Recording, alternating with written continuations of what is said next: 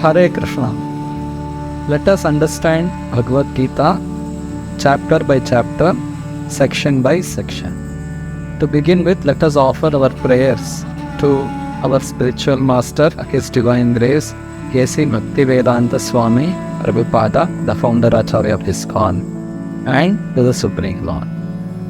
Namo Om Vishnu Padaya Krishna Presthaya Bhutale Srimate Bhakti Vedanta Swamin Nitinamine Namaste Saraswate Deve Gauravani Pracharine Nirvishesha Shunyavadi Paschatya Deshatarine Jai Shri Krishna Chaitanya Prabhu Nityananda Shri Advaita Gadadhara Shri Vasadi Gaura Bhakta Vranda Tapta Kanchana Gaurangi Radhe Vrindavaneshwari Shabhanusute Devi Pranamami Hari Priye He Krishna Karuna Sindho Dina Bandho Jagatpate Gopesha Gopika Kanta Radha Kanta Namostute Hare Krishna Krishna Krishna Hare Hare Hare Rama Rama Rama Hare Hare Om Namo Bhagavate Vasudevaya Om Namo Bhagavate Vasudevaya Om Namo Bhagavate Vasudevaya. Today let us understand the summary study of chapter 1 of Bhagavad Gita.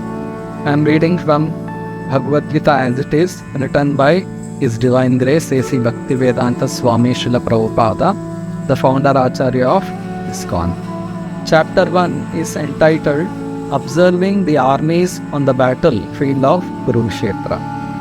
This chapter has 46 shlokas, and this chapter may be divided into 3 sections. The first section can be entitled as the description of the armies and blowing of the conch shells. This chapter begins with a question by Dhritarashtra. Dhritarashtra, he was very doubtful about the outcome of the battle, and he also wanted to know what did his own sons and the sons of Pandu do when they assembled in the battlefield of Kurukshetra. Because Kurukshetra is a holy place, it is mentioned in the Vedas that even Devatas would come to Kurukshetra to perform sacrifices, and Pandavas were very pious and devoted to the Supreme Lord, so definitely the holy place would have a positive, favorable influence on the Pandavas, and he was afraid that his own sons might change their decision to give up the battle and then give that kingdom to the Pandavas and return back. So he didn't want his sons to come under the influence of the holy place, and he wanted a fight among the brothers, and he also wanted his own sons headed by Duryodhana to win the battle. So this chapter begins with a question by Dhritarashtra. Dhritarashtra uvacha dharma kshetre kurukshetre samaveta yuyutsavaha mamakaha pandavaschaiva kim apurvata sanjaya. So because Dhritarashtra was blind, he could not see what was happening in the battlefield. So Sanjaya, the secretary of Dhritarashtra, he was blessed by Vedavyasa to envision what is happening in the battlefield at Kurukshetra. So we can see how advanced people were in those ages, that even by sitting in one's room, they had that ability to see what was happening in a distant place. Just like nowadays we have this television, there is a camera which shoots the event happening, either a cricket match or any other event that is happening live, and it is broadcast to the TV station, and then it is relayed in through the receivers. It is relayed in the TV, and we all can watch it. So this science, in a subtle form, even more highly elevated, sophisticated way, Sanjaya could see what was happening in the battlefield of Kurukshetra, within his heart. So we can see how advanced the technology was.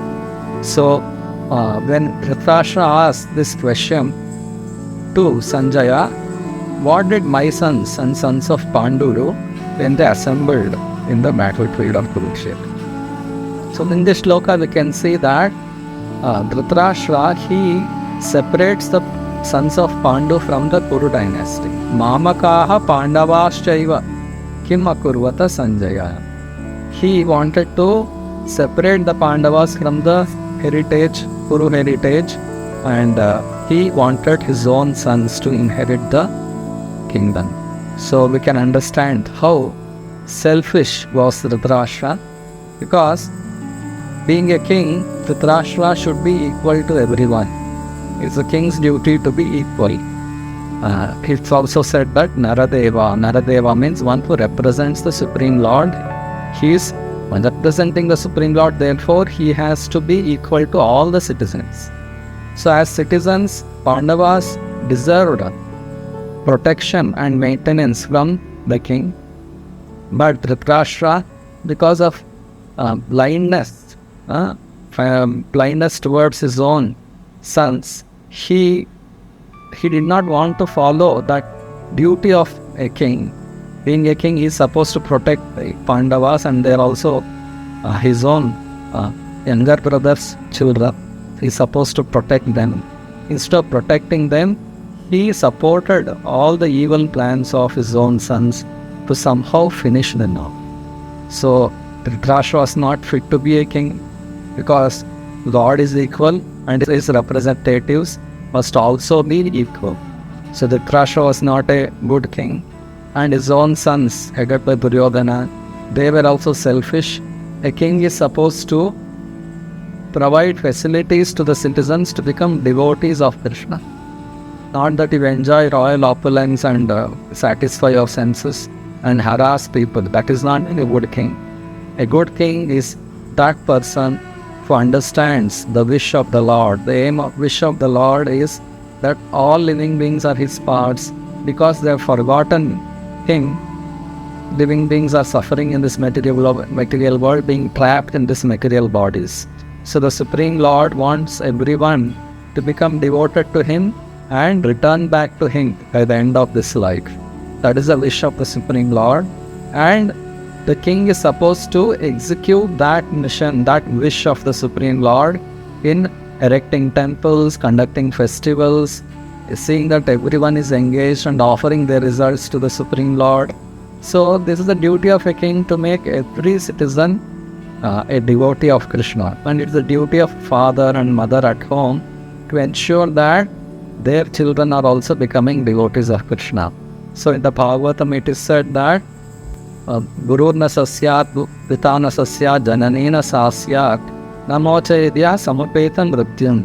Or Rishabhadeva says that this elevated position of being father, mother, king, they're all very highly elevated, responsible positions. Rishabhadeva says, don't become a guru, a father or a mother if you cannot deliver your dependents from the cycle of birth and death. So that is the responsibility. So we can clearly see that Dhritarashtra was not doing his duty as a king, as an emperor, and he wanted to support the evil plans of his own sons. So he is expressing his desire through these words.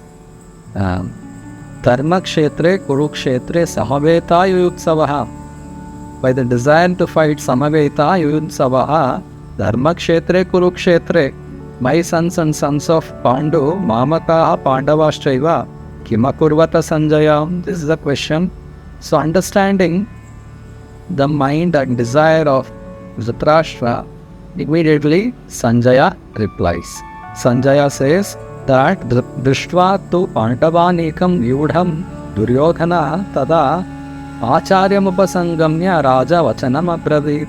Sanjaya said that when Duryodhana saw the military arrangement made by the Pandavas, he became surprised and immediately went to his guru Dronacharya to analyze the situation and plan how to fight with the Pandavas.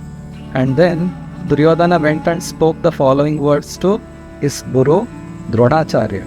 Pashyaitan Panduputrana Acharya Pahatim Chamum Yudham Drupada Putrena Tava Shishyena Dhimata. Duryodhana said, my dear Acharya, just look at the military arrangement, how they have arranged. And this is how all this arrangement has been made by your own Shishya, Drishtadyumna, whom you thought he was your student. And Drishtadyumna was son of Drupada. Drupada had some political difference with Dronacharya. And in order to kill Dronacharya, he performed a sacrifice and got two children, that is Drishtadyumna and Draupadi. Even though Dronacharya knew that Drishtadyumna will be killing him in the future, as a literal Brahmana, he did not refuse to teach him the art of military science.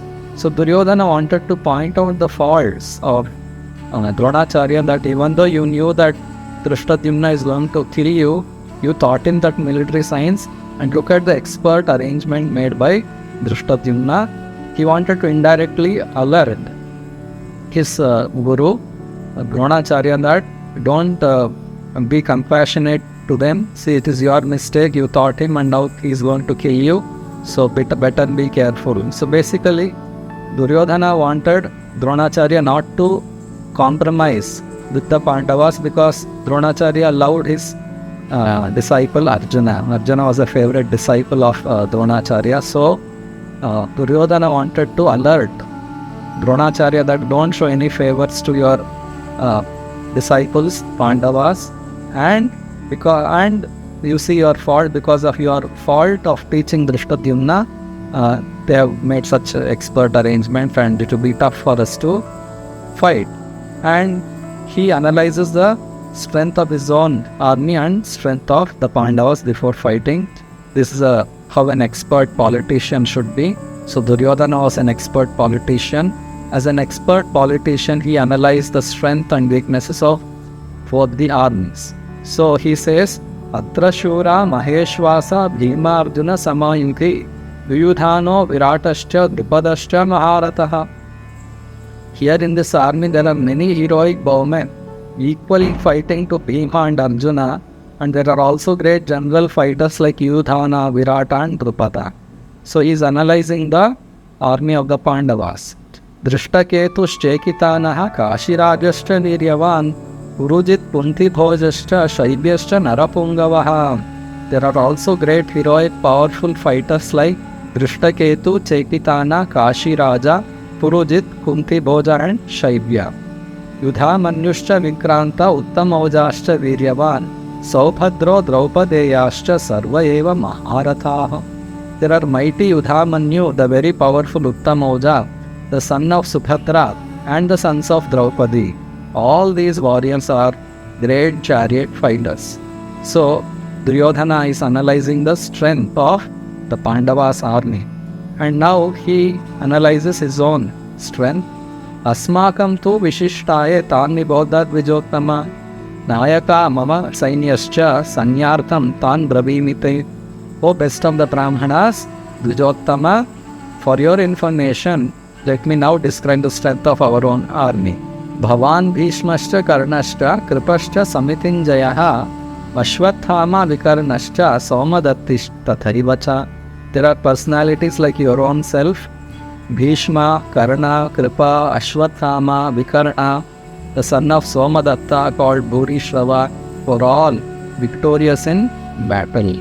And then Anyecha Bhavashura Madarte Tyakta Jivita Nana Shastra Praharanaha Sarve Yudha Visharada. There are many other heroes who are prepared to lay down their lives for my sake. All of them are well equipped with different kinds of weapons and all are experienced in military science. He analyzes the strength of his own army. He informs Dronacharya about his own strength, and then he is now comparing. Aparyaptam tadasmakam balam bhishmabhi rakshitam paryaptam vidame tesham balam bhimabhi rakshitam. Our strength is immeasurable. Aparyaptam tadasmakam balam. He is telling asmakam balam aparyaptam, because balam bhishmabhi rakshitam, because we are protected, perfectly protected by grandfather Bhishma, whereas the strength of the Pandavas, carefully protected by Bhima, is limited.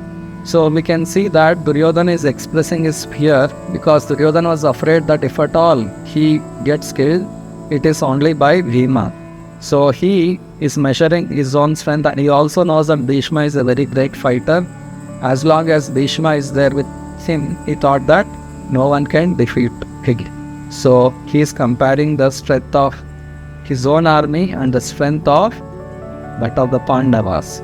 And then finally, in order to pacify Dronacharya, because he has appreciated Bhishma so much, he is now trying to compromise as a politician. Ayaneshu cha sarveshu yatha bhagam avastitaha Bhishma mevabhi rakshantu bhavatta sarva evahi.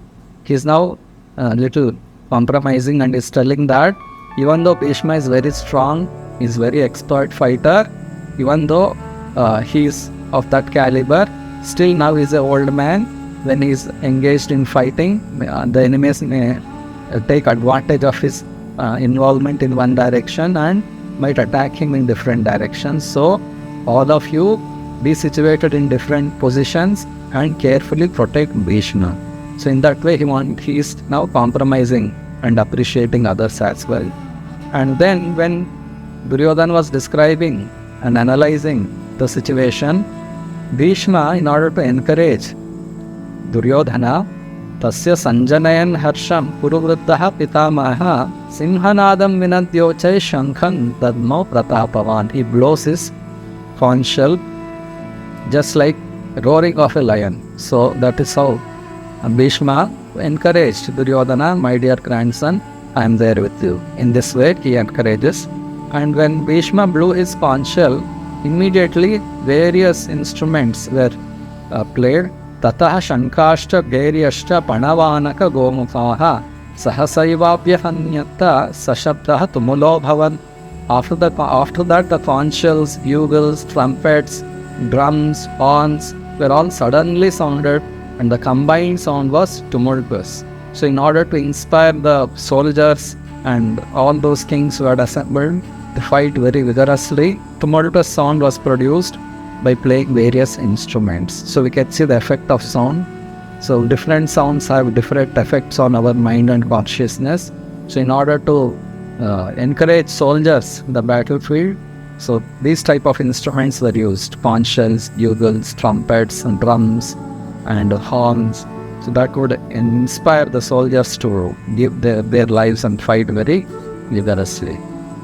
So when these instruments were played, immediately Tata Shvetar Hayar Yukte Mahati Syandane Sthitau Madavaha Pandavaschaiva Divyau Shakhau Pradadnatu. On the other side, both Lord Krishna and Arjuna, Madavaha and Pandavaha, they both stationed on great chariot Mahati Syandane Sthitau. The chariot which Arjuna was sitting on was gifted by Agni. It was a chariot which would bring victory on whenever he uses that chariot. So, and it was drawn by white horses. They sounded their transcendental conch shell. Divyav Shankau Pradadmato. Here we can see that the conch shell used by Arjuna and Krishna is described as Divya, transcendental. What is that conch shell? Panchajanyam Krishikesho Devadattam Dhananjayaha Paundram Dadho Mahashankam Bhima Karma Vrukodaraha. Lord Krishna blew his conch shell, which was called Panchajanya. Then Arjuna blew his conch shell Devadatta, and Bhima, the voracious eater and performer of Herculean tasks, he blew his terrific conch shell called Paundram. So in this way they blew their conch shells, and then following that, Ananta Vijayam Raja Kunti Putro Yudhishthiraha. Kunti Putra Yudhishthira, who was the king, who was the head of the Pandavas, he blew his conch shell by the name Ananta Vijaya. Nakulaha Sahadevascha Sughosha Mani Pushpakau. The other two younger Pandavas, Nakula and Sahadeva, they blew their conch shell, Sughosha and Mani Pushpaka. Then after that, Kashyascha Parameshvasaha Shikhandi cha Maharataha Drishtadyumno Viratascha Satyakishcha Parajitaha Drupado Draupadeyascha Sarvashah Prithvipate Saubhadrasya Mahabahu Shankan Danno Pruthak Pruthak. So after that, the great archer, the great fighter Shikandi, Drishtadyumna, Virata, and the unconquerable Satyaki, Drupada, the sons of Draupadi, and the others, such as the son of Subhadra, greatly armed, all blew their respective conches. Saghosho dhartarashranam hridayani vyadarayat nabhascha prithvim chaiva tumulo nadayan.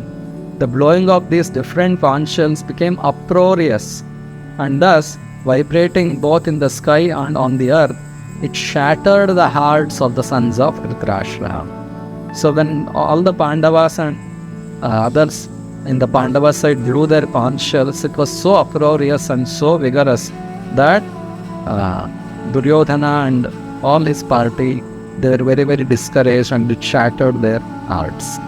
So this is the first section of the Bhagavad Gita, chapter 1, analyzing the army and then blowing of the conches. The second section is from shloka number 20 to 27. Arjuna now observes the army on the both sides. So that is the second section of the Bhagavad Gita, chapter 1.